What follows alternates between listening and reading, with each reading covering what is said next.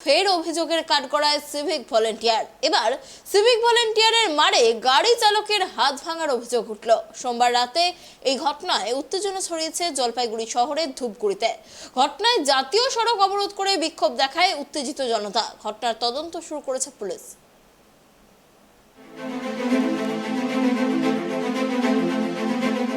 Civic ভলান্টিয়ারের মারে গাড়ি চালকের হাত ভাঙার অভিযোগ উঠল। সোমবার রাতে এই ঘটনায় উত্তেজনা ছড়িয়েছে জলপাইগুড়ির ধূপগুড়ি শহরে। ঘটনায় জাতীয় সড়ক অবরোধ করে বিক্ষোভ দেখায় উত্তেজিত জনতা। তাদের অভিযোগ, সিভিক ভলান্টিয়াররা নিয়মিতভাবে সাধারণ মানুষের উপর নির্যাতন চালিয়ে তোলাবাজি করেন। পরিস্থিতি সামাল দিতে ঘটনাস্থলে পৌঁছেছে ধূপগুড়ি থানার পুলিশ বাহিনী। পাল্টা পুলিশকে ঘিরেও বিক্ষোভ দেখায় জনতা। খবর পেয়ে ঘটনাস্থলে পৌঁছায় ডিএসপি ক্রাইম বিক্রমজিৎ লামা। স্থানীয় সূত্রে জানা গিয়েছে, এদিন একটি খালি ট্রলার ভুট্টা আনার জন্য গুয়াহাটি থেকে বিহারের দিকে যাচ্ছিল। ধূপগুড়ি চৌপতির কাছে রাস্তা পার হওয়ার সময় কোনো কারণে সিগন্যাল পড়ে গেলে মাঝপথেই ট্রলার লরিটি দাঁড় করিয়ে দেন চালক। তখনই দুই সিভিক ভলান্টিয়ার এসে সেই লরি চালককে মারধর করেন বলে অভিযোগ। রক্তাক্ত হন লরি চালক তাহির খান। 46 বছর বয়সী তাহির রাজস্থানের রামগড়ের বাসিন্দা। তার ডান হাতে আঘাত লেগেছে। সেই দৃশ্য দেখে স্থানীয় বাসিন্দারা রীতিমতো ক্ষোভে ফেটে পড়েন এবং রাস্তা অবরোধ করেন। দোষী সিভিক পুলিশকর্মীর শাস্তির দাবি জানান তারা। পরিস্থিতি সামাল দিতে বিশাল পুলিশ বাহিনী নামানো হয়। এক সিভিক ভলান্টিয়ারকে পেয়ে উত্তেজিত জনতা তাকে মারধর করেন বলে অভিযোগ। তারপর পরিস্থিতি নিয়ন্ত্রণে আনতে ডিএসপি ক্রাইম ঘটনাস্থলে যান এবং উত্তেজিত জনতার সাথে কথা বলেন। हुआ क्या चौराहे पे पुलिस वालों ने मारा है। क्यों मारा था? कुछ भी नहीं कर, बत्ती हो गया था। बत्ती होने के बाद में गाड़ी चलने लग गया और भी चलने लग गया, मैं जाने लग गया।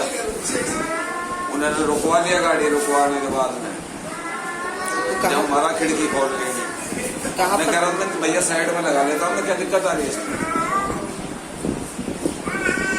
ऐसा तो नहीं मारना चाहिए ना आदमी को।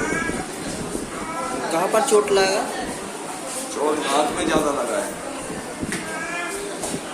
एक फ्रैक्चर ही हो गया मेरे हिसाब से। कहाँ से कहाँ जा रहे हैं? हम गुवाहाटी से आ रहे थे, लोड करने जा रहे थे बिहार। क्या लोड? मकाई। ট্রাক ড্রাইভার রাস্তা দিয়ে যাচ্ছিল, সিভিক পয়সার জন্য পয়সা চায়, পয়সা দিতে অস্বীকার করায় হাতের মধ্যে লাঠি দিয়ে মারি। সেটা বলতে পারবো না গাড়িটা কোথার থেকে আসছিল। এটা প্রতিনিয়ত এই সিভিকদের প্রতিনিয়ত কাজ। এটা পয়সা চাওয়া, এই রোজ দেখি, এখানে থাকি, রোজ দেখি মুরগির গাড়ি যায়, যে কোনো ট্রাক বাইরের থেকে যায়, হাত বাড়ায়, পয়সা নেয়, হয়তো পয়সা দিতে হাতে এই জায়গাটা হচ্ছে, কোনো এই জায়গাটা ভাঙছে। এই অবস্থায় নিয়ে গেল হসপিটালে, রক্ত পড়ছে অনেক। পুলিশ প্রশাসন দেখলাম, যা সিভিকের নাম যা জানা গেল দীপেশ রায়। এরা গুন্ডামি করে, গুন্ডার জন্য রাখা হয়েছে, প্রশাসন গুন্ডার জন্য যাচ্ছে।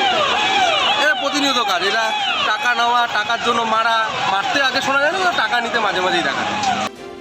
তবে অবরোধ তুলতে অস্বীকার করেন বাসিন্দারা। দোষীদের শাস্তির দাবি করেন। পরে অবশ্য ডিএসপি ক্রাইমের অনুরোধে অবরোধ তুলে নেন তারা। অন্যদিকে স্থানীয় বাসিন্দারাই আহত লরি চালককে উদ্ধার করে ধূপগুড়ি গ্রামীণ হাসপাতালে নিয়ে গিয়ে ভর্তি করান। সেখান থেকে তাকে জলপাইগুড়ি হাসপাতালে রেফার করা হয়। ধূপগুড়ি হাসপাতালে কর্তব্যরত চিকিৎসক দেবস্মিতা চক্রবর্তী বলেন, চালকের ডান হাতে গভীর আঘাত লেগেছে। হাতটি ভেঙে গিয়েছে বলেই প্রাথমিকভাবে মনে করা হচ্ছে। তবে তাকে ধূপগুড়ি হাসপাতাল থেকে জলপাইগুড়ি রেফার করা হয়েছে। জলপাইগুড়ি থেকে রাজীব মুখার্জির রিপোর্ট, ট্রাইব টিভি।